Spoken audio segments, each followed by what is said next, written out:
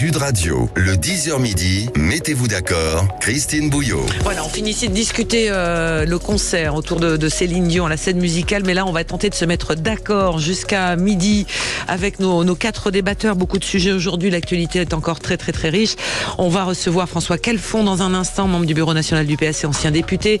Éric Tegner est là. Bonjour Éric, journaliste Bonjour. et président de Livre Noir. Est arrivé également Georges Kumanovic. Bonjour Georges, président de République Souveraine. Et Ergun Topaslan qui va nous rejoindre dans un instant. Ça circule pas très bien autour de la radio. Vice-président et porte-parole de Territoire de Progrès. Alors, on va longuement revenir ensemble sur la petite phrase que Emmanuel Macron a donnée hier lors d'une conférence de presse à l'issue donc de cette rencontre internationale à l'Élysée. Le chef de l'État qui n'exclut pas dans ses propos l'envoi éventuel de troupes au sol en Ukraine. Toutes les options sont ouvertes, dit le chef de l'État. Faut-il craindre un engagement militaire de la France et de l'Europe dans ce conflit entre la Russie et l'Ukraine? Gabriel Attal, qui est au Salon de l'Agriculture depuis ce matin, c'est toujours ce duel avec le Rassemblement National. Le RN qualifié de passager clandestin de la crise agricole, dit le Premier ministre. Là aussi, on verra ce que vous en pensez. Et puis, Gérald Darmanin, qui hier donc a donné des précisions. Il veut un statut pour les imams de France, un statut pour les imams de France. Est-ce que c'est réalisable? Est-ce que ça peut effectivement se profiler? Et puis enfin, si on a le temps, parce que les sujets sont nombreux, est-ce qu'il faut revoir, comme le prévoit la Commission européenne, son permis qui d'ordinaire à vie? Est-ce qu'il faut passer un contrôle tous les 15 ans? Alors il y a débat en sachant que une majorité de Français sont d'accord, mais plutôt pour les personnes âgées, mais pas pour les autres. Allez, voilà pour le menu de ce matin. On va commencer par les coups de cœur et les coups de gueule. Éric, puisque vous êtes là, un coup de gueule contre l'arrivée de 310 réfugiés africains en provenance de Mayotte. Oui, tout à fait. Cette nuit sont arrivés 310 réfugiés à Paris, dont 200 ont été logés dans un château dans les Yvelines jusqu'à la mi-mars, donc ça a fait beaucoup parler. Je voulais en parler parce qu'en fait, depuis que Gérald Darmanin est arrivé à Mayotte pour résoudre un peu la problématique sur place, il y a eu près de 520 réfugiés africains qui sont arrivés en métropole. Et pourquoi c'est extrêmement grave? Parce que pour m'y être rendu, ça va créer une problématique d'appel d'air. Vous savez, il y a une nouvelle voie migratoire depuis quelques années, africaine, qui va vers Mayotte. Et ça risque de s'amplifier avec de telles images qui vont montrer que quand on vient demander le droit d'asile à Mayotte, on l'a facilement et on termine un peu dans un château parisien. C'est des réfugiés qui sont là depuis 2 ans au moins sur l'île de Mayotte et qui sont transférés, qui viennent du continent africain. Exactement, après avoir eu du coup leur demande de droit d'asile acceptée. Donc ces gens-là, ils viennent de Cavanis, c'est le camp de migrants, vous savez, qui doit être démantelé d'ici le 10 mars. Il y a près d'1 millier d'autres migrants qui sont aujourd'hui en attente justement de transfert. Ces migrants, ils sont essentiellement congolais. Il y a également beaucoup de personnes du Burundi et de Somalie. Et ce que je voulais expliquer, c'est que là-bas, moi, les personnes que j'ai rencontrées, des Congolais, certains étaient arrivés seulement il y a 6 mois, pas juste depuis 2 ans sur Mayotte. Ils me disaient que lorsqu'ils étaient en Tanzanie, il y avait des passeurs comoriens qui aujourd'hui sont devenus des véritables professionnels de ce métier de passeur, qui leur disaient, au lieu de traverser l'Afrique et de passer par la Libye et la voie de la Méditerranée qui est très dangereuse, allez à Mayotte, c'est juste en face, il y a le droit d'asile, vous serez protégés. Et donc, ils sont venus justement à Mayotte, c'est la traversée qui est la plus facile. Moi, je suis allé sur tous les endroits, entre la Méditerranée et l'Atlantique, celle-là est la plus facile, ils ne s'arrêtent même plus aux Comores, et donc ils viennent directement à Mayotte. Il faut savoir qu'en Tanzanie... La traversée est longue quand même, on traverse... C'est pas elle est longue, mais c'est la moins dangereuse. C'est la moins dangereuse. Ils viennent avec des bateaux qui sont plutôt des petits bateaux. Faut savoir qu'en Tanzanie, c'est 200 000 réfugiés qu'il y a sur place, 70 000 Congolais, et qu'en fait, aujourd'hui, quand vous venez du Congo, vous pouvez tout à fait expliquer que vous venez du Congo de l'Est, où il y a justement des conflits armés aujourd'hui, et donc votre demande d'asile, elle sera acceptée. Donc on va se retrouver sur un nouveau Lampedusa d'ici quelques années à Mayotte, parce que les Africains vont comprendre que c'est une bonne voie, parce que le droit d'asile, justement, va les protéger.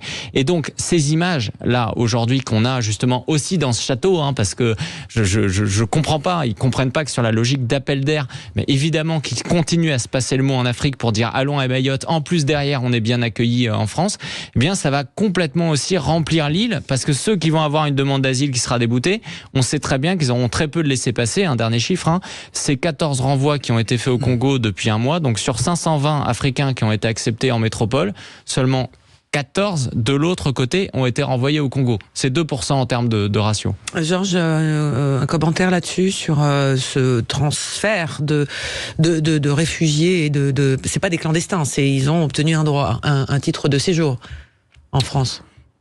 Non, mais je voulais réagir sur Mayotte. Oui, c'est ça, c'est la crise de Mayotte. C'est incroyable ce qu'on fait subir à Mayotte.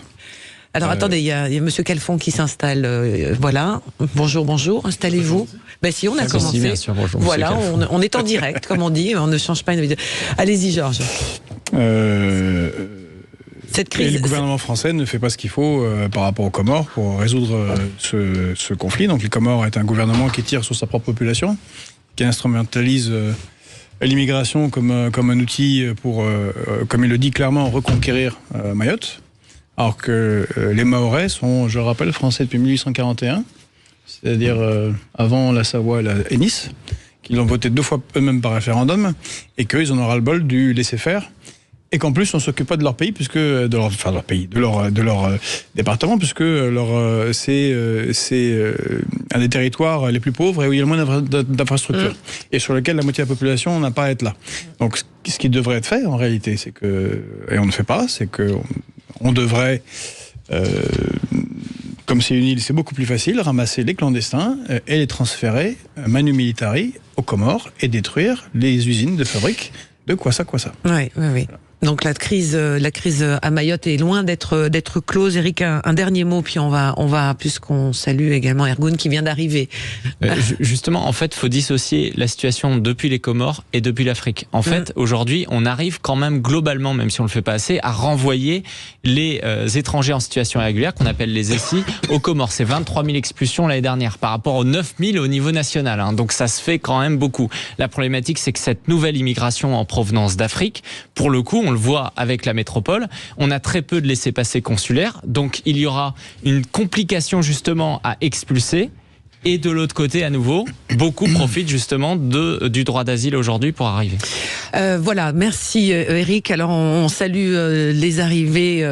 Ça circule mal à Paris, moi je suis d'accord. Bah oui, ça circulait très mal, mais on va pas raconter ça, c'est assez... Bon, on va continuer les coups de cœur et les coups de gueule avec vous dans un instant. Mais Ergun, puisque le tour de table c'est pour vous, on en parlait tout à l'heure dans l'émission Média avec Gilles Gansman, on a passé l'extrait, c'est le coup de gueule contre CNews et son dérapage incontrôlé sur l'avortement, je dirais. Oui, lors d'une émission hier, on a eu la malheureuse expérience de voir une infographie qui a été partagée sur les écrans de la chaîne d'information qui faisait une comparaison à l'échelle mondiale entre le nombre de morts du cancer et le nombre de morts dus à l'IVG qui était plus important. Gros scandale évidemment sur tous les réseaux sociaux qui ont réagi immédiatement et on a eu la chaîne qui s'est excusée, parce qu'il faut le dire ensuite de ce partage-là. Mais pour autant, je pense que c'est significatif et ça montre 2 aspects. Un aspect négatif, c'est qu'au final, malgré tout, il y a beaucoup de droits qui sont tout le temps ciblés et malgré le fait que ce soit dans la loi en France depuis 1975 avec la loi de Simone Veil, on voit qu'aujourd'hui il y a quand même des parts de ce pays qui est contre ce droit-là. Et à l'échelle mondiale, je rappelle, c'est plus de 47 000 femmes mortes à cause des IVG faites illégalement.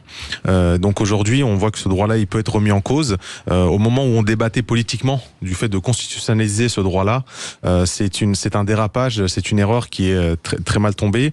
Côté positif, grosse réaction évidemment sur tous les réseaux sociaux, y compris de certains journalistes de CNews qui ont pas trop compris ce qui s'est passé, mais devoir de vigilance et surtout un impératif politique pour nous, c'est d'acter définitivement le fait de constitutionnaliser l'IVG. On voit bien qu'il est attaqué et que quand aux États-Unis on donne cette liberté à certains États, il y a des États qui se penchent pour l'interdire, pour le réduire, et au final c'est les femmes qui perdent un droit fondamental. Vous en avez pensé quoi de ce petit bandeau, cette séquence sur l'IVG sur CNews, avec, je rappelle quand même, Christine Kelly, Laurence Ferrari, Sonia Mabrouk, qui ont présenté leurs excuses, qui se sont désolidarisés de cette séquence, mais qu'est-ce que ça dit?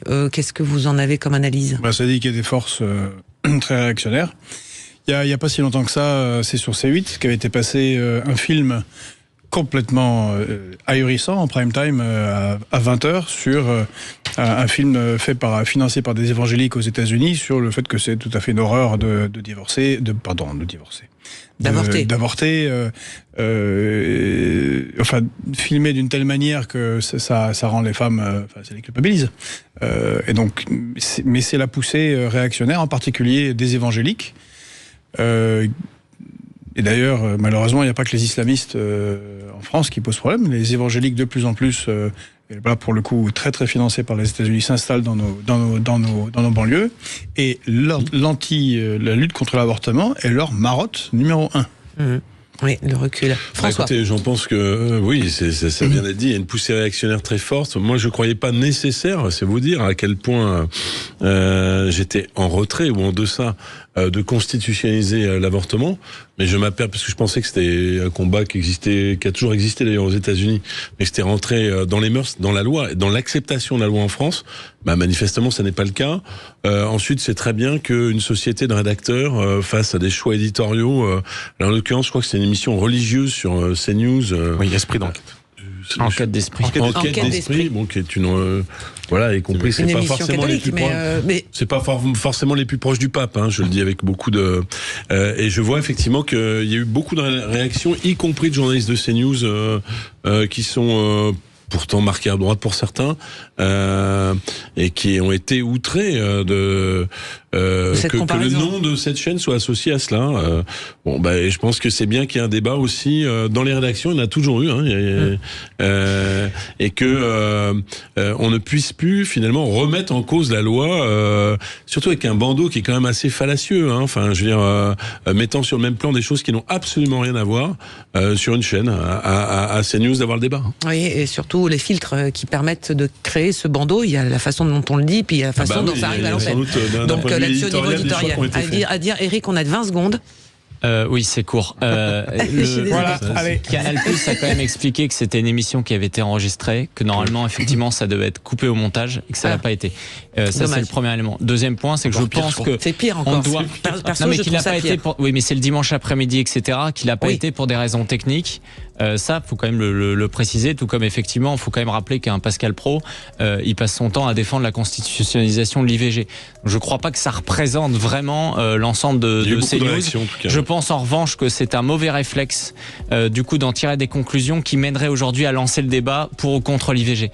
La constitutionnalisation de l'IVG, il y a deux sujets, la constitutionnalisation et pour ou contre. Ça sera débattu d'ailleurs demain au Sénat. De commencer à dire qu'il y a des forces réactionnaires, que CNews pourrait la représenter, etc. Bon. Je trouve que c'est un peu en tous les cas, les trois stars de la chaîne féminine se sont totalement désolidarisées de cette séquence de leur propre chaîne. Donc ça dit aussi le débat, comme disait François, à l'intérieur de la rédaction et la vis-à-vis de Vincent Bolloré, parce que c'est lui qui pousse cette émission Quête d'esprit. Donc quand on passe notre temps à dire que Bolloré intervient aujourd'hui dans les chaînes, on voit qu'ils peuvent tout à fait se désolidariser d'une émission où on sait que ces personnes-là sont proches de Vincent Bolloré. Merci beaucoup. Dans un instant, l'info, on va faire un petit tour du côté des courses et on se retrouve tous les quatre pour débattre. On va tenter de se mettre d'accord aujourd'hui. À tout de suite. Sud Radio. Sud Radio. Parlons vrai. Parlons vrai. Sud Radio. Parlons vrai. Carrefour. Sud Radio, le 10h midi, mettez-vous d'accord, Christine Bouillot. Et on est en compagnie d'Ergun Topaslan, qui est vice-président et porte-parole de Territoire de Progrès, Georges Kuzmanovic, président de République Souveraine, Éric Tegner, journaliste et président de Livre Noir, et puis François Calfon, membre du Bureau national du Parti socialiste, ancien député. On va revenir bien sûr sur la phrase d'Emmanuel Macron qui n'exclut pas l'envoi de troupes au sol en Ukraine, de la visite aujourd'hui de Gabriel Attal au lendemain de la visite de 2 jours de Jordan Bardella. Le RN qualifié de passager clandestin de la crise, dit le Premier ministre, et puis Darmanin, Gérald Darmanin, le ministre de l'Intérieur, qui veut un statut d'imam de France, en tous les cas, qui appelle l'islam de France à se structurer en fédération. Enfin, s'il nous reste un tout petit peu de temps, on verra s'il est nécessaire de revoir tous les 15 ans notre permis de conduire ou si c'est un acquis à vie. Voilà, on en était au coup de cœur et au coup de gueule. François, j'avais le même coup de cœur. Alors, c'est plus la séquence qu'on a aimée, c'est ça, dans une salle d'audience qui s'est passée hier. La séquence de la salle d'audience, c'est tout simplement que, alors sur le conseil de son avocat, l'assassin, puisque maintenant on peut le dire, puisqu'il en a fait l'aveu, c'est l'objet même de mon coup de cœur, l'assassin du policier en Avignon en a fait l'aveu en cour d'assises. Alors bien sûr, il a été un peu acculé, on peut le dire, par l'accumulation des preuves contre lui qui ne tenaient pas. Mais j'ai envie de dire pourquoi je fais ce coup de cœur. Alors vous le faites... dans la suggestion sur la question de la dramaturgie d'une cour d'assises, oui, moi je pense qu'à un moment donné, nous sommes faits de chair et de sang, même pour rendre justice. et que ça compte. C'est-à-dire qu'à un moment donné, il y a une vérité judiciaire. Et il y a une vérité tout court. C'est une vertu de nos sociétés démocratiques à l'heure où nous perdons ce sens de la vérité et que cette vérité, elle émane presque des corps et de la parole dans un moment où la famille de la victime était là. Ouais. Et que si, au-delà d'une stratégie judiciaire, parce que c'est pour convaincre un jury d'assises, celui qui était mis en cause a reconnu cela, c'est réparateur pour la famille et c'est réparateur pour lui-même. Et je crois que ça compte. Alors pourquoi je dis ça ?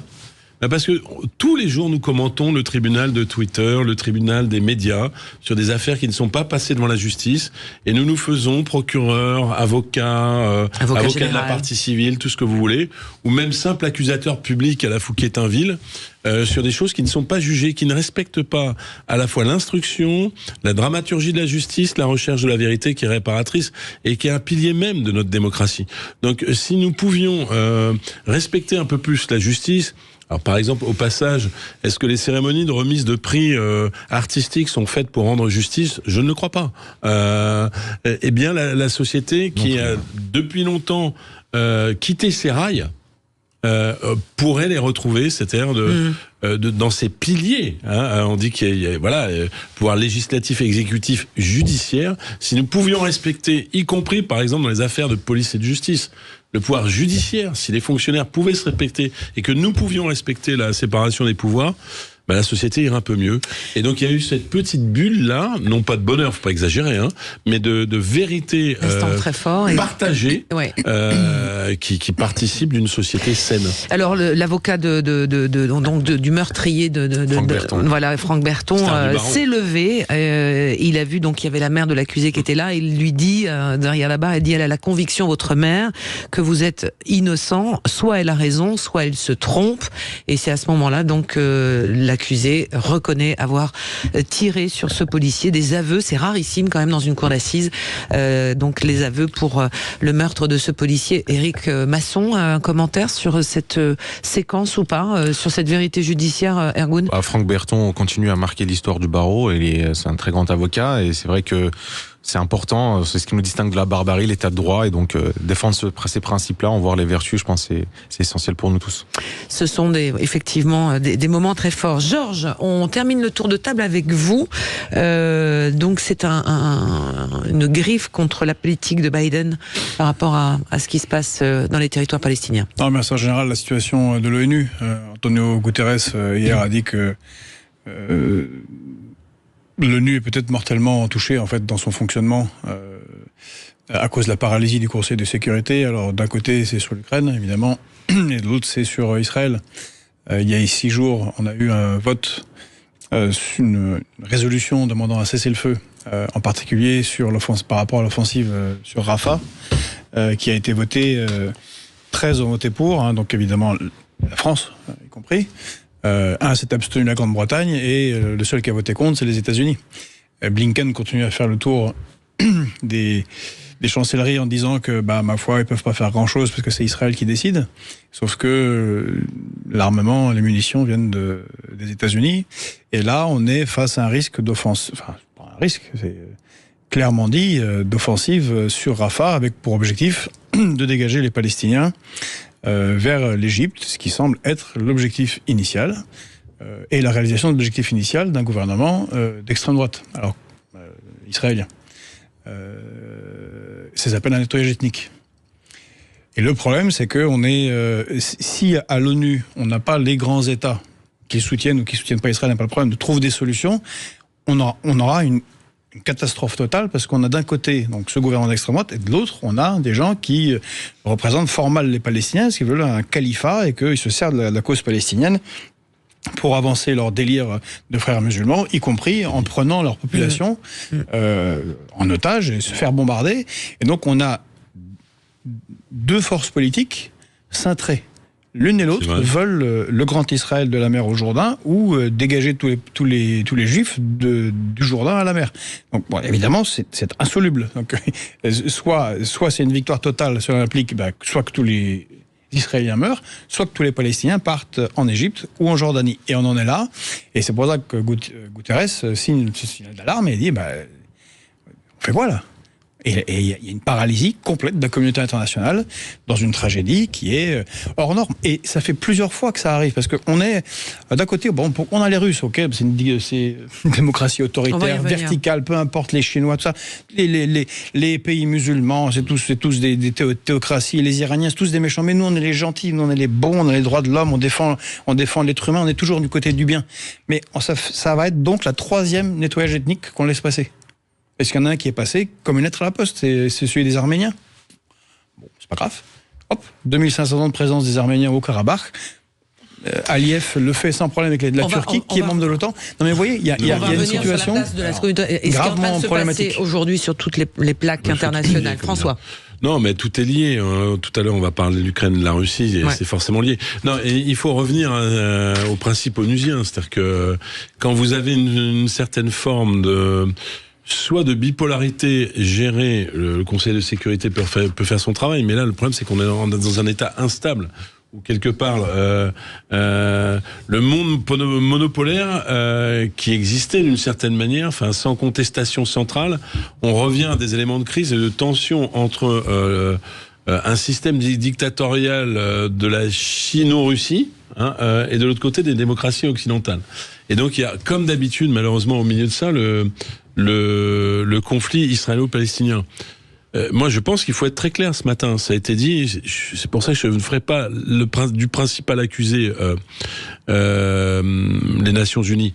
Ce que fait le gouvernement d'extrême droite israélien, c'est un nettoyage ethnique. C'est-à-dire que ça n'a rien à voir avec la destruction du Hamas. Si d'ailleurs cet objectif ne pouvait être rempli que sur le plan militaire. Mais enfin, le problème, c'est que l'enfant de la justice au Proche-Orient est très mal né. Il est né sur, pour le coup, un génocide, n'ayons pas peur des mots, une action terroriste de très grande ampleur du Hamas, qui relève du crime de guerre, du crime contre l'humanité. Et le problème, c'est que les belligérants ou les soutiens de la cause palestinienne, on l'a vu en France, mais il n'y a pas qu'en France, se sont dit, je soutiens la cause palestinienne, donc je dis que le Hamas est la résistance palestinienne. Ça ne plaide pas pour la cause d'un règlement. Voilà. Et je termine par la dimension émotionnelle. J'en ai parlé sur la justice, mais la société israélienne, je ne parle pas de M. Netanyahou, est terriblement meurtri de ce qui s'est passé. On a vu des manifestations monstres de ce qui s'est passé. Et je pense que, bien sûr, il vaudrait mieux que M. Benny Gantz prenne les rênes du pouvoir. Mais ce qui s'est passé, parce que même si on peut pas dire que la paix était idéale dans les 20 dernières années, regardez avec l'autorité palestinienne, il y avait une forme de cogestion. Il y a aussi un sentiment en Israël selon lequel on ne peut pas discuter. Et c'est bien contre cela qu'il faut lutter. Éric, sur ce sujet. Moi, je pense aussi qu'il y aura une problématique de politique intérieure qu'on va vivre. Quand on parle de Rafah, ça me fait penser au tout début, justement autour du 15 octobre, un propos rapporté d'un haut fonctionnaire de la Commission européenne qui disait que ils anticipaient déjà la venue de près de 2 millions de Palestiniens en Égypte, que l'Égypte ne les garderait pas, et qu'ils étaient déjà en train de réfléchir justement à une solution, parce qu'à un moment donné, c'est une solution d'accueil. Et donc, d'un point de vue de politique intérieure nationale au niveau français, si demain il arrive ça, eh bien la France va être dans une logique aussi d'accueil de ces Palestiniens. Et ça va poser aussi de nouvelles problématiques intérieures. On n'y est pas encore, pour l'instant. Non, mais vous savez, ils sont dès coincés mi-octobre, et bombardés. j'ai alerté là-dessus. Et quand on parle quand même de déplacement, l'Égypte aujourd'hui ne veut absolument pas de Palestiniens, de toute façon. Donc c'est aussi au niveau européen que ça sera réparti si jamais ça arrive. Donc c'est pour ça aussi qu'il faut que tout le monde se mobilise, pas seulement pour des raisons géopolitiques, mais aussi pour des raisons de politique intérieure. Ergun. Le cadre onusien, pour en revenir là-dessus, c'est... Il a clairement changé. Le cadre multilatéral qu'on avait en 1945, c'est plus du tout le même. Ceci dit, il y a 10 ans, on parlait de la mort cérébrale de l'OTAN, qui aujourd'hui revit un petit peu avec l'adhésion et l'arrivée de la Suède qui a été actée hier. Donc ne pas perdre espoir, et de l'autre côté faire confiance aussi à la diplomatie de notre pays qui à chaque fois a réussi à se distinguer. Quand on parlait du génocide au Karabakh, la France a réussi à défendre une position, parce que pour le rappeler, l'Azerbaïdjan soutient Israël et vice-versa. Donc dans tout cela, dans le monde en pleine mutation qu'on a, c'est sûr que le Conseil de sécurité de l'ONU, il ne faut pas s'attendre à grand-chose. De l'autre côté, il ne faut pas s'attendre à grand-chose non plus de l'Assemblée générale, qui a beaucoup de mal à condamner, faire voter des condamnations sur ce qui s'est passé le 7 octobre. Donc, au vu de tout ça, il faut trouver des solutions en dehors de ce cadre-là. C'est ce qu'essaye de faire le président de la République. Ça peut être critiquable, j'imagine, par les oppositions, mais en tout cas, la France a une voix singulière à porter là-dessus, sur tous ces grands sujets. Et ben, dans un instant, on va revenir justement sur la position de la France. Emmanuel Macron qui a donc recevé plusieurs chefs d'État et de gouvernement européens pour parler de la crise en Ukraine, et le chef de l'État qui parle qu'il faut un sursaut et qui n'exclut plus, et ça c'est un fait très nouveau et surtout important, qui n'exclut pas l'envoi de troupes occidentales à l'avenir. On va en débattre avec vous quatre dans un instant sur Sud Radio. À tout de suite. Sud Radio, votre attention est notre plus belle récompense. Et Samy nous appelle de Lyon avec cette nouvelle fréquence, le 105.8. Moi, je vous écoutais déjà depuis pas mal de temps via l'application, mais maintenant, je peux vous suivre partout sur cette nouvelle fréquence. Sud Radio, parlons vrai.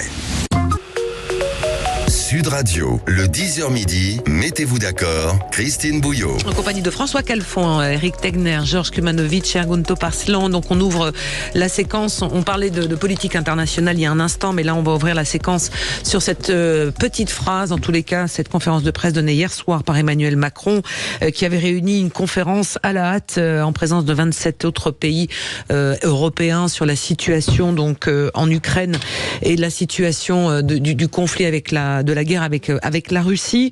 Le chef de l'État donc et je reprends ses propos, a appelé donc à un sursaut pour assurer la défaite de la Russie, annonçant de nouvelles mesures pour fournir plus d'armes à Kiev, et qui a refusé d'exclure l'option d'un envoi de troupes occidentales à l'avenir.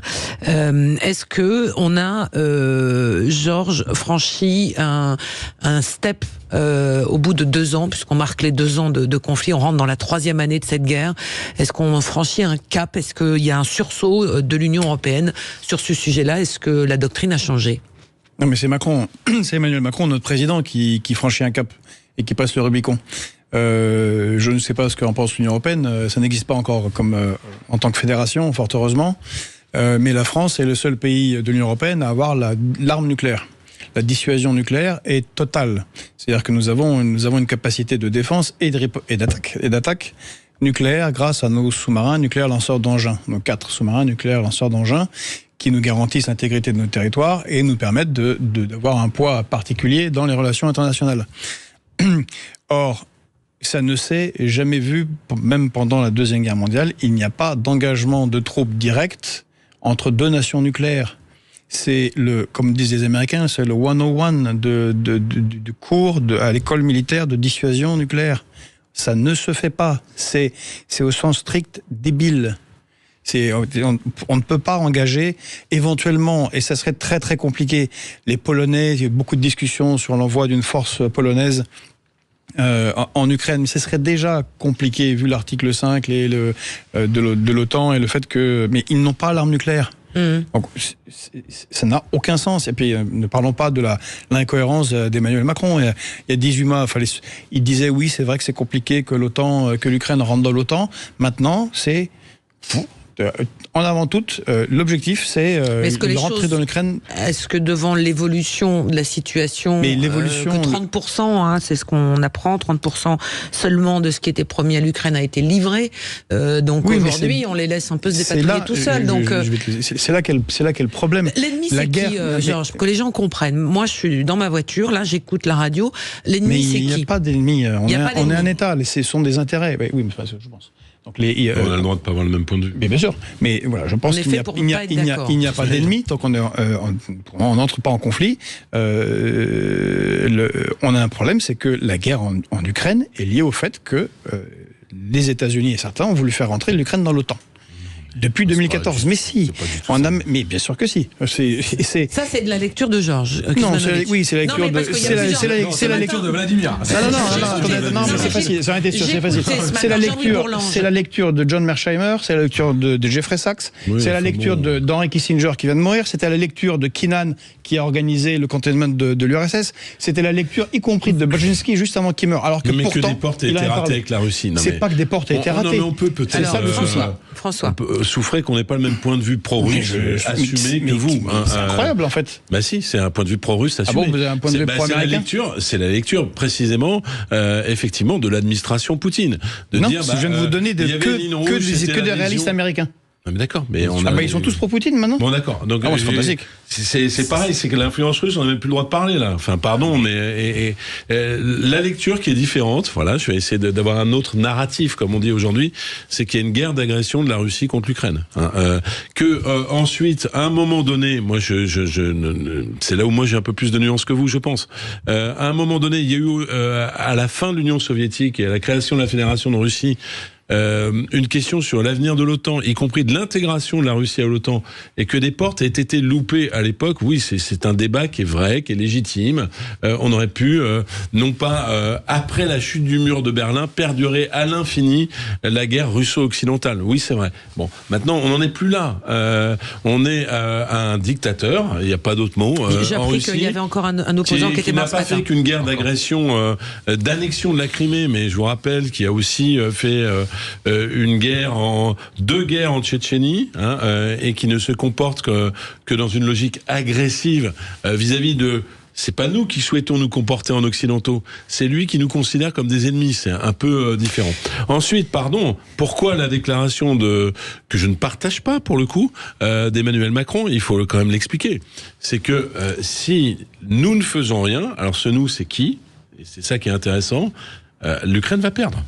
Sur le plan militaire, elle perd déjà. Va perdre parce que aujourd'hui, le rapport de force militaire lui est maintenant nettement défavorable.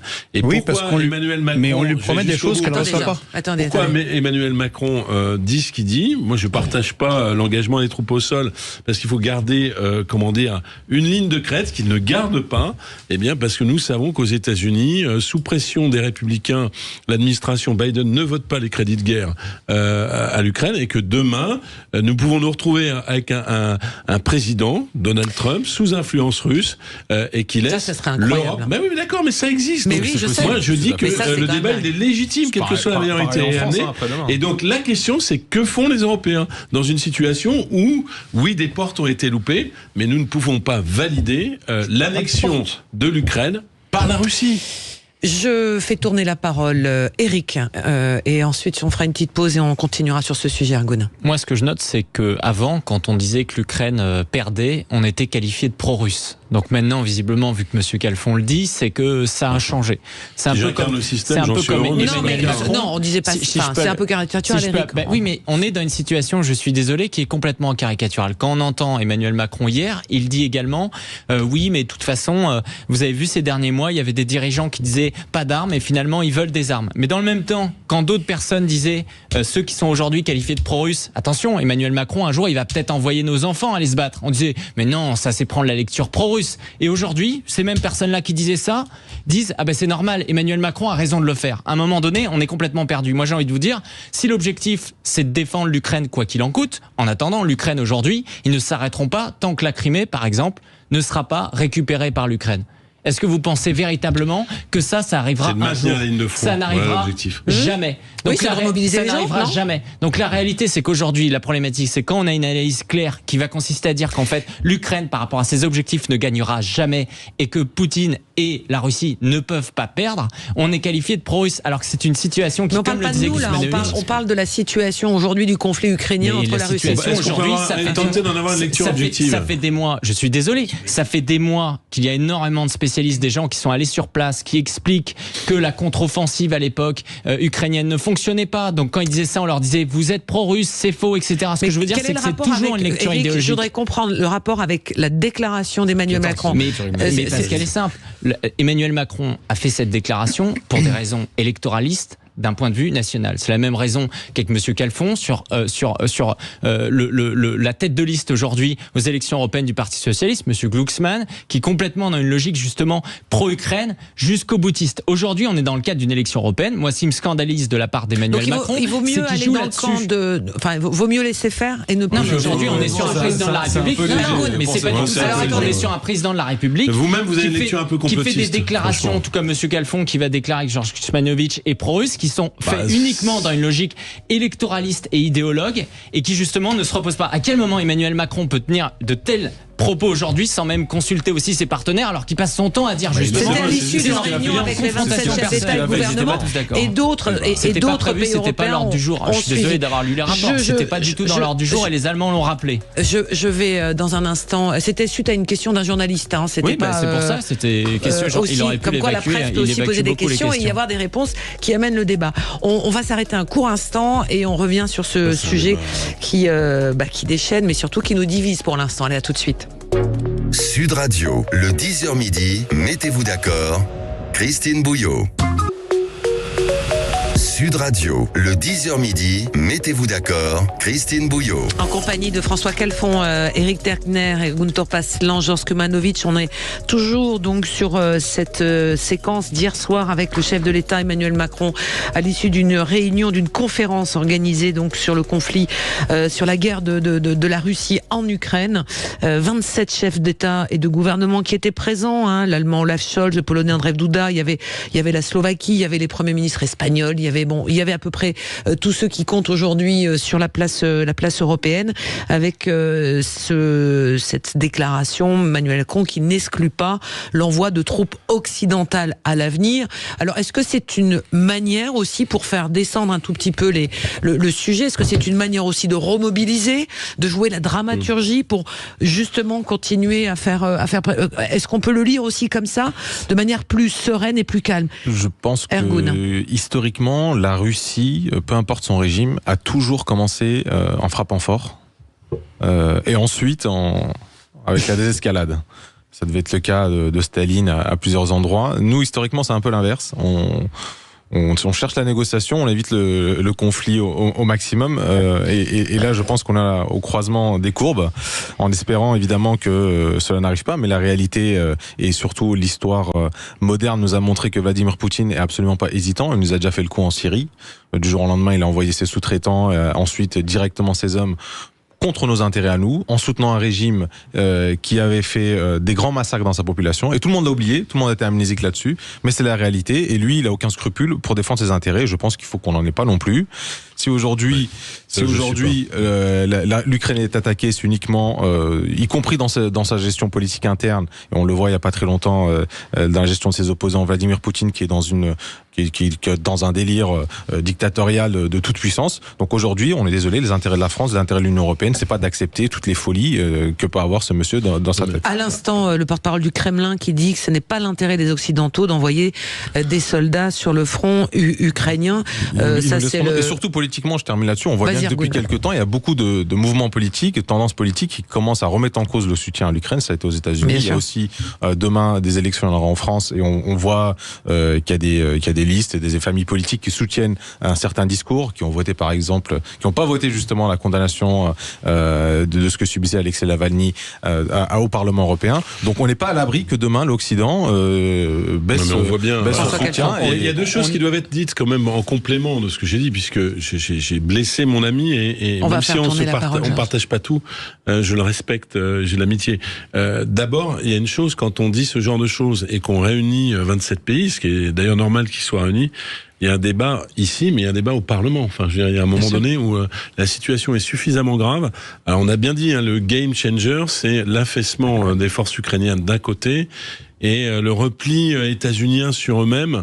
Alors, pour l'instant, larvé, demain peut-être assumé, et qui appelle quand même des discussions chez nous. Deuxième chose, je pense que autant le débat est légitime, et moi je pense qu'on ne peut pas laisser tomber l'Ukraine.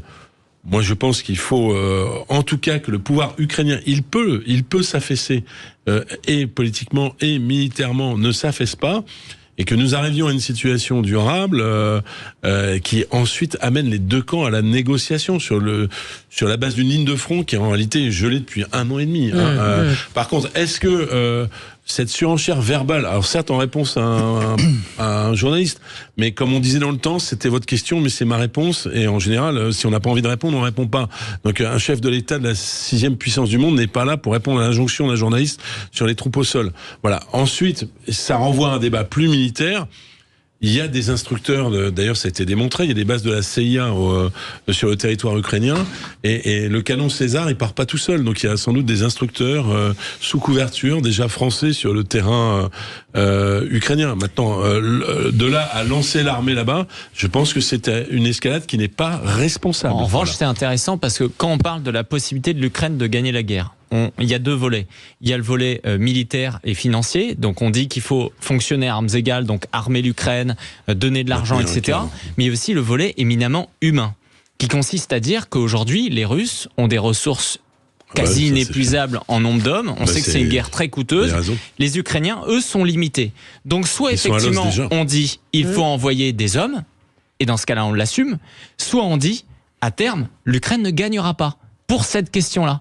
Et je trouve qu'on a une vraie difficulté aujourd'hui justement à délimiter les buts de guerre aussi bien européens qu'ukrainiens qui sont différents et à dire si demain on veut faire entrer l'Ukraine dans l'Union européenne, ça sera quelle Ukraine ?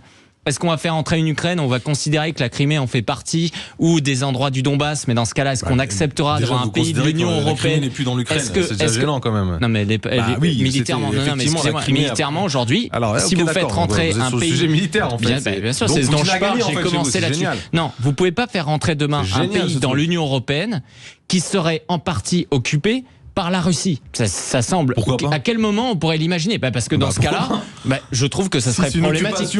Ça serait problématique, ça serait une façon d'accepter, je suis désolé, qu'un pays de l'Union européenne aujourd'hui soit agressé, attaqué et occupé. Non mais moi ça ne fonctionne pas. Donc si demain on veut que l'Union européenne rentre dans l'Ukraine, il faut le faire lorsqu'elle sera pacifiée. L'Union européenne rentre dans l'Ukraine, non. Que l'Ukraine rentre dans l'Union européenne, il faudra que ça soit pacifié avec des nouvelles frontières. Et ça se fera, pardonnez-moi, un jour je reviendrai sur ce plateau, c'est ce qui sera passé, et vous serez les premiers à dire c'est une bonne solution, on avait raison de négocier. Donc de toute façon, c'est ce qui va arriver. Mais en ne l'assumant pas dès maintenant, on est incapable de mener un vrai débat. C'est pour ça qu'aujourd'hui d'ailleurs, les membres de la majorité et les soutiens d'Emmanuel Macron, qui hier étaient les premiers à dire il ne faut pas envoyer d'hommes, aujourd'hui, sans avoir eu la moindre réunion, sans avoir eu la moindre conférence de presse élaborée d'Emmanuel Macron, disent il a raison. Moi, il faut un débat démocratique. Oui, mais il n'y a pas de débat. Il est président de la République, je ne sais pas si ça vous dérange. C'est pas non plus Macron, on n'est pas tombé dans une démocratie libérale, une démocratie. Ça veut dire que Macron doit diriger la majorité présidentielle comme un chef d'État. On ne vous entend pas. Pensez aux auditeurs qui sont derrière et vous parlez les uns sur les autres et on ne se comprend pas. On n'a pas entendu Georges aussi sur cette question. Est-ce que c'est pas aussi une manière de remobiliser c'est un chiffon rouge qui dit c'est une possibilité, mais pour l'instant j'ai pas pris ma décision. De toute façon je suis pas tout seul puisqu'il y a plusieurs pays qui commencent à mais qui, en gros, il faut y aller. Mais en même temps, est-ce qu'il faut pas continuer à soutenir correctement l'Ukraine face à quelqu'un ou un pays ? Alors on peut faire la comparaison et la différence entre la Russie et Poutine. Ça sera un des sujets de ces élections européennes. Quelle attitude par rapport à l'Ukraine ? Je vous conseille, on est parti. Georges, je vous rends la parole juste 2 secondes, de réécouter l'interview de Monsieur Bourlange qui était ce matin sur Sud Radio avec Jean-Jacques Bourdin pour les auditeurs qui auraient raté ce moment on va dire, didactique de la situation. Très bien. Le fait est que on va avoir une élection européenne sur la situation en Ukraine, et c'est exactement ce qui se passe aussi aux États-Unis. Et là, je vous le dis, on joue, tous les défenseurs de l'Ukraine jouent avec l'Ukraine. Vous défendez pas l'Ukraine ? Non, si, ils jouent avec l'Ukraine. Mais non, je vous dis, je suis un réaliste en géopolitique, donc je ne suis pas un idéaliste, contrairement à vous. Les Ukrainiens... Je défends le droit international minimum, quand même. Oui, les Ukrainiens ont joué le jeu jusqu'au bout du contrat qu'ils ont passé avec l'Occident. Au-delà de ce qui était attendu d'eux. Il leur a été demandé de tenir 6 mois et qu'on s'occuperait de l'économie russe. On a vu les résultats remarquablement nuls de l'offensive économique contre la Russie, puisque maintenant, y compris le FMI, prévoit 3,5% de hausse de son PIB, et tout va bien pour l'économie russe et ses relations internationales. On a raté. Et depuis, on se dit, comment on va faire pour les contenir militairement, puisqu'eux, ils montent en puissance. Et je vous rappelle, ils sont partis, contrairement à ce qu'on dit, avec une force relativement faible en Ukraine, qui maintenant augmente de mois en mois pour une offensive qui viendra sûrement après les élections russes, quand Poutine aura été réélu. Enfin, passons sur le caractère élection. Oui, mais c'est pas grave. Bon, quand cette phase-là sera passée, et surtout, attendez, avec vous régulièrement. Et surtout, ce sera auto-choisi, si vous voulez, et surtout que le sol permettra une offensive, ce qui n'est pas le cas actuellement, c'est-à-dire début mai. Le climat le permettra. Le problème, c'est que on promet des choses qu'on peut pas délivrer. C'est là le souci. C'est très des armes, des livraisons d'armes et tout ça. On n'a pas réussi à défaire économiquement la Russie. C'est un échec total. 2, on ne l'a pas isolé géopolitiquement, quoi qu'on en dise. Mais non, c'est totalement fini. On passe fatalisme en fait, c'est très Et long. la question est, que peut-on leur envoyer en termes d'armes? Et là, le problème est total. C'est-à-dire que je veux bien qu'on se mette en économie de guerre, comme le propose M. Glucksmann, mais économie de guerre implique d'avoir les possibilités de l'économie de guerre. Vous savez comment fonctionne le système industriel militaire russe? Il est étatique. C'est-à-dire que des chaînes de production ne fonctionnent pas toujours. Non, mais chez nous, c'est privé. Oui. C'est-à-dire que ça dépend des commandes et des contrats, et c'est une industrie d'armement qui est vouée à l'exportation. Mais attendez, juste, je vous explique un truc. Là, c'est vrai que j'ai rien compris. Mais non, mais là, c'est un souci. C'est qu'est-ce qu'on peut mettre comme matériel et comme homme? Donc en fait, vous avez pour le front, faute de moyens, vous êtes dans une logique. Mais pardon, donc la question. Mais non, mais pas du tout. Vous êtes dans une logique munichoise. C'est vous qui êtes dans une logique qui condamnait l'Ukraine, en fait. Bah non. Oui, ce qui va se passer, c'est si on ne fait pas. Je défends l'Ukraine. Vous venez pas dire qu'il faut faire geler. Vous les défendez. François, tu viens de dire qu'il faut geler le conflit et négocier, non? C'est le discours. Je viens de dire. Voilà, c'est exactement ce qu'il faut faire. Très clairement, je viens de dire. François Calfon. Macron a eu tort de finalement agiter le chiffon rouge d'une mobilisation des Occidentaux. Surtout parce que nous sommes une nation nucléaire. C'est même pour des raisons humaines. C'est-à-dire que la loi du talion n'est pas une bonne loi en matière géopolitique. Ça, c'est clair. Bon, pour autant, est-ce qu'il faut abandonner l'Ukraine? Moi, je ne le crois pas, pour toute une série de raisons qui ont été rappelées. Et donc, oui, il faut soutenir militairement l'Ukraine. Et quelque part, Glucksmann a eu raison de parler avec des mots simples. Et quelque part, dans le diagnostic, il vous rejoint. Vous vous dites, on n'en est pas capable d'être en économie de guerre. Lui dit faut rentrer en économie de guerre, ça veut dire qu'on n'y est pas.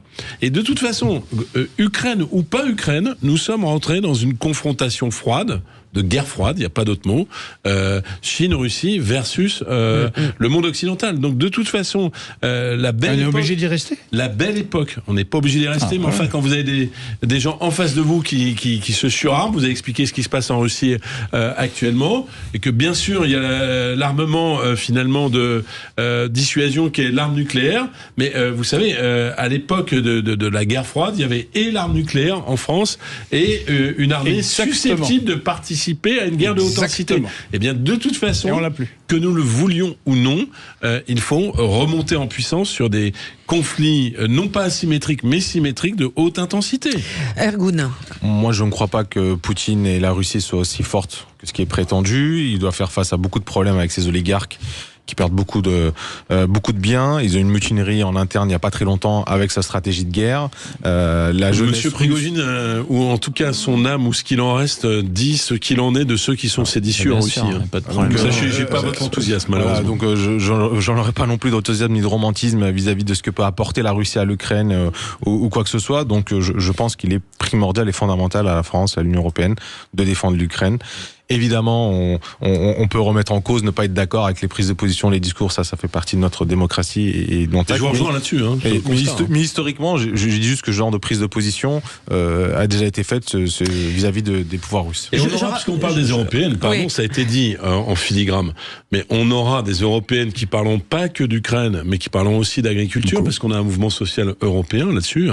D'ailleurs, la question des importations ukrainiennes. Mais j'ai envie de dire que la question de la guerre de basse intensité ou du cyber qui est menée en France et de l'achat, comme ça a été le cas aux États-Unis avec le camp de M. Trump, de l'achat de l'influence russe en France. Je pense particulièrement au sparadrap de la Russie dans le clan du Front National et du Rassemblement National sera une question centrale. Et y compris à gauche, il y a certaines forces qui avaient piscine pour finalement voter les résolutions du Parlement européen pointant Wagner comme une organisation terroriste qui se retourne discrètement quand on parle du sort de M. Navalny. Je crois qu'il faut beaucoup de clarté.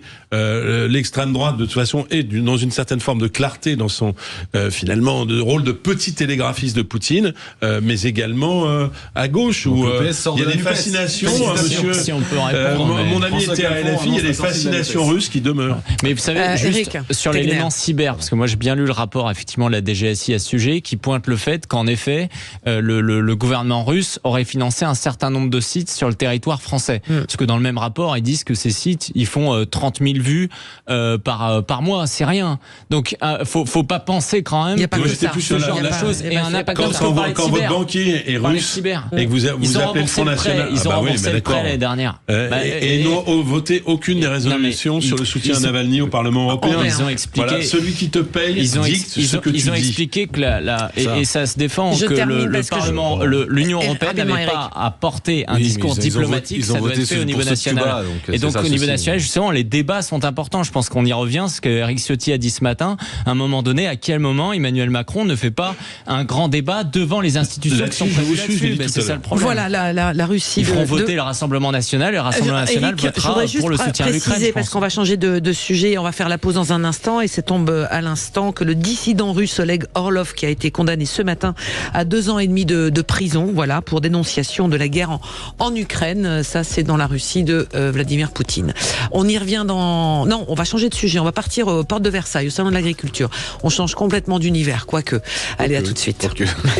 Sud Radio, le 10h midi, mettez-vous d'accord, Christine Bouillot. Sud Radio, le 10h midi, mettez-vous d'accord, Christine Bouillot. En compagnie d'Éric Tegner, journaliste, président du média en ligne Livre Noir, François Calfon, membre du bureau national du Parti Socialiste, ancien député, Georges Kuzmanovic, président de République Souveraine, Ergun Toparslan, vice-président porte-parole de Territoire de Progrès. Donc on disait le salon de l'agriculture, les choses se sont légèrement calmées avec donc cette fois donc Jordan Bardella qui a passé hier 2 jours, mais il y a eu d'autres visites de candidats aux européennes. François Calfon, la campagne des européennes est partie porte de Versailles, côté français. En fait, on est très franco-français parce que c'est la première fois, je vais vous répondre, c'est la première fois qu'il y a un mouvement social européen, c'est la première fois. Il n'y avait pas eu de mouvement social. Là aujourd'hui, c'est les agriculteurs catalans, espagnols qui sont en frontière. Hier à Bruxelles, parce que nous on est franco-français, mais hier à Bruxelles et depuis 3 mois, vous avez des agriculteurs polonais, espagnols, etc., qui peuvent plus vivre de leur production. Après, il y a des contradictions au sein de l'Union européenne.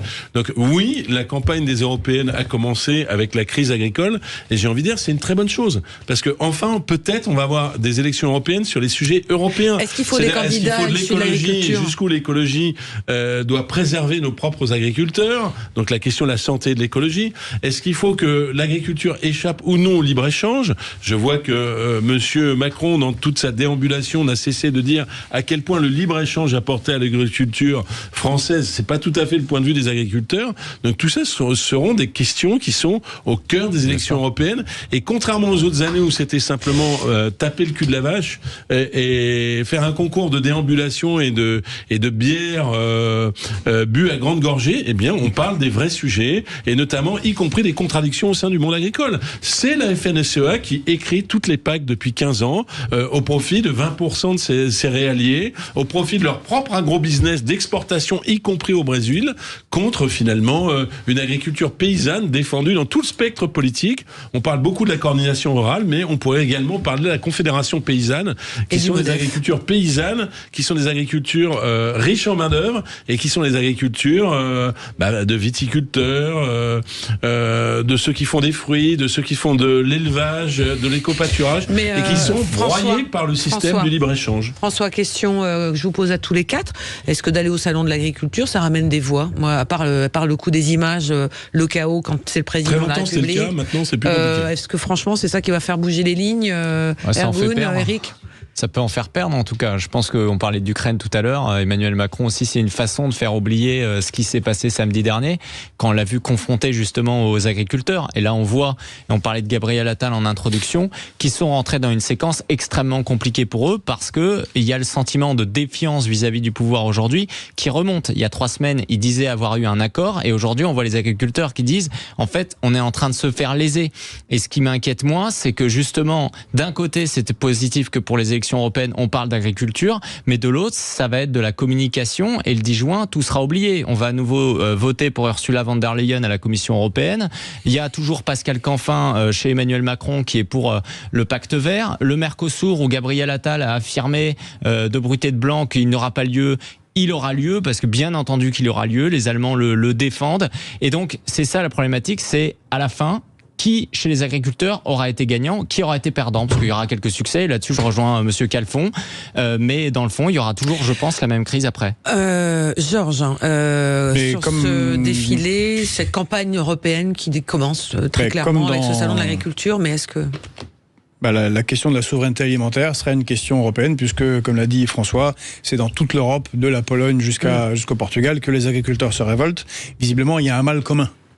Alors que ce sont des pays avec des niveaux de vie et des logiques de travail différentes. Il y a un mal commun, et ce mal commun, François l'a dit, ce sont les traités de libre-échange. On met en concurrence le travail des agriculteurs et le travail de tous les autres dans un dumping social. La qualité alimentaire. Et la qualité alimentaire, mais dans un dumping social des uns contre les autres. Et les agriculteurs, légitimement, disent, mais stop it, on ne peut plus arrêter ça, on n'arrive pas à en vivre. Et c'est le grand sujet.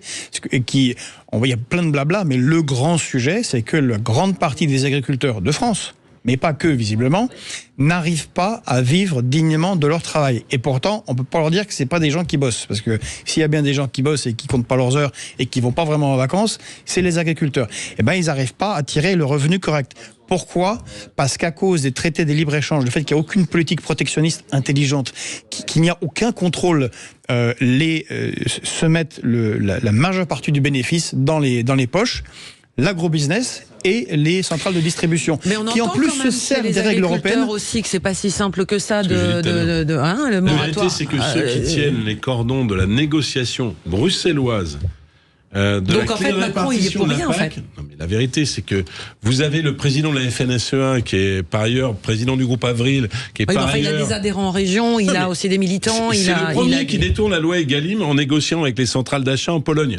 C'est le premier qui... C'est ce que lui permet la loi. Mais d'accord, mais ceux qui sont en train de crever ont décidé, parce qu'il y a 90% des chambres d'agriculture qui sont dirigées par la FNSEA, ont décidé de donner leur représentation à des gens qui sont les premiers gagnants du Mercosur. Parce que les céréaliers, qu'est-ce qu'ils font ? Ces groupes-là, qu'est-ce qu'ils font ? D'abord, ils exportent, et c'est très bien, du céréal dans partout où il y a des accords de libre-échange. Y compris, ils achètent des méga-fermes au Brésil ou dans certains pays qui participent de la déforestation. Donc il y a un moment donné, il y a l'aggiornamento des gouvernements, y compris du gouvernement allemand, pour faire plaisir à mon ami, qui signe le Mercosur, parce que derrière, on vend des voitures allemandes pour faire crever les agriculteurs français, polonais, tout ce que vous voulez. Ça, c'est la première chose. Mais allemands y compris, parce que le choix, c'est de vendre des voitures. Mais il faut un aggiornamento du monde agricole sur sa représentation syndicale. Ils sont représentés par des gens qui, j'allais dire, détournent, adressent 80% des 11 milliards d'euros de la PAC à 20% des agriculteurs qui sont les céréaliers de la Beauce, de la Brie et de la Picardie. Et vous voyez bien d'ailleurs que c'est pas les Beaucerons, les Picards et les Briards qui sont en tête des mobilisations. Ce sont ceux qui sont en train de crever précisément parce que c'est à eux que devraient revenir en premier les bénéfices de la PAC. C'est comme si la chef de la CGT était en même temps un président de la Société Générale. Ou du MEDEF. Ou du MEDEF. C'est schizophrénique. C'est schizophrénique un petit peu. Cette image, je parle de cette image, tout d'un coup vous me faites penser à ça. Mais c'est la réalité. Mais je voudrais juste FNSEA, juste pour terminer, parce qu'il nous reste 2 petites minutes. Gabriel Attal qui continue sa déambulation, le Premier ministre dans les allées, donc et ça se passe calmement, visiblement, de la porte de Versailles, mais qui a lâché cette petite phrase. Ils ont exfiltré des agriculteurs. Oui, ils ont exfiltré des agriculteurs, mais c'est quand même. Il y a peu de gens qui peuvent les approcher. C'est il y a une presse accréditée, seulement la presse bien acceptée, qui peut accéder. Et pourquoi il y a vous n'avez pas été accepté, vous ? Non, nous-mêmes, il a refusé de répondre à une question de mes journalistes. Il y en a qui arrivent très bien, et merci de me mettre la cible. Ce que je veux dire, c'est qu'il y a eu une exfiltration ce matin d'agriculteurs en colère. Donc c'est contrôlé, mais parce que d'un point de vue sécuritaire, des gens de la coordination rurale, justement, qui après ont été mis de côté parce que justement ils interpellaient Gabriel Attal. Donc c'est mieux géré d'un point de vue sécurité. C'est plutôt ça. En même temps, c'est le Premier ministre. Oui, mais bon, vous savez, c'est Jacques Chirac, il n'avait pas besoin de ça. Ça se passait très bien, Jacques Chirac. Oh, il y avait quand même pas les mêmes types de contrôle. Non, mais on va pas commencer à se voiler la face. En fait, j'ai du mal à un moment donné d'entendre Emmanuel Macron, les membres de la majorité dire de toute façon coordination rurale, les agriculteurs, etc. Aujourd'hui, ils sont avec le Rassemblement National, ils sont pollués par le Rassemblement National, etc. Ils se font des trucs eux-mêmes. C'est fabuleux. Oui, les agriculteurs aujourd'hui ne soutiennent pas le gouvernement Macron et de ne pas accepter que ils ne sont pas véritablement les bienvenus. Le problème, c'est qu'on met tout le monde. Eric, est-ce que c'est pas le problème de mettre tout le monde dans le même sac, comme vous dites, les agriculteurs ne soutiennent pas Emmanuel Macron. Chacun son opinion. Je pense, dans ce que vous dites, je comprends votre réaction d'humeur. On a tous des humeurs. Moi, ce que je condamne complètement dans ce pouvoir, que ce soit Monsieur Macron, Monsieur Attal, c'est qu'à chaque fois qu'il y a un mouvement social, il y aurait un complot et on nazifie finalement l'ensemble du mouvement social. Donc, hier, on a nazifié les Gilets jaunes en disant que c'était tous des révisionnistes, des tout ce que vous voulez. Et maintenant, les bonnets moutards de la coordination rurale sont nazifiés. Moi, je crois. Je suis pas naïf non plus. Je suis pas l'avocat de la coordination. L'instrumentalisation. Et en même temps, je ne suis pas l'avocat de la coordination rurale. Il y en a sans doute qui sont d'extrême droite, mais finalement, dans la société, toutes les opinions sont représentées. Et le problème principal, c'est pas tant de savoir qui fait quoi. Le problème principal, c'est quoi le cœur du sujet agricole. Je pense que grâce à vous, on a pu le nommer sur ce plateau. Pour ceux qui bloquent, que ce qui les intéresse, c'est vraiment le cœur du sujet. Pour empêcher un premier ministre. Ça, c'est respectueux. C'est pas du tout le complot, sauf qu'il ne faut pas être naïf non plus. Tu sais très bien. D'accord. Donc maintenant, vous votez. Opération politique des mouvements sociaux. Il y en a toujours eu. Mais ça ne retire pas le cœur de ce qu'est le sujet. Ça ne retire rien du tout. Parce que les agriculteurs polonais ou messieurs, il est bientôt midi et je suis obligée de vous interrompre. Dans un instant, vous avez rendez-vous avec André Berkoff. Vous avez compris qu'on ne s'est pas mis d'accord du tout sur aucun sujet, c'est parfait, mais presque. Donc avec André Berkoff dans un instant et juste après l'info. À demain. Sud Radio. Sud Radio. Parlons vrai. Parlons vrai. Sud Radio. Parlons vrai.